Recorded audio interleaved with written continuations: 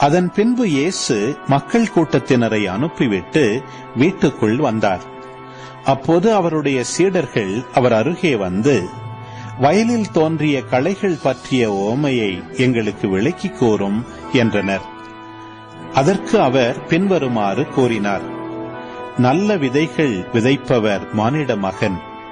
வயல் இவ்வுலகம். நல்ல விதைகள் கடவுளின் ஆட்சிக்குட்பட்ட மக்கள். களைகள் தீயோனைச் சேர்ந்தவர்கள். அவற்றை விதைக்கும் பகைவன் அலகை. அறுவடை உலகின் முடிவு. அறுவடை செய்வோர் வானதூதர்.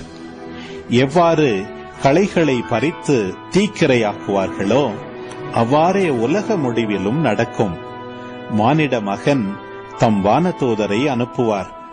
அவர்கள் அவருடைய ஆட்சிக்கு தடையாக உள்ள அனைவரையும் நெறிகேட்டோரையும் ஒன்று சேர்ப்பார்கள். பின் அவர்களை தீச்சூளையில் தள்ளுவார்கள். அங்கே அழுகையும் அங்கலாய்ப்பும் இருக்கும். அப்போது நேர்மையாளர் தம் தந்தையின் ஆட்சியில் கதிரவனைப் போல் ஒளி வீசுவர். கேட்கச் செவியுள்ளோர் கேட்கட்டும்.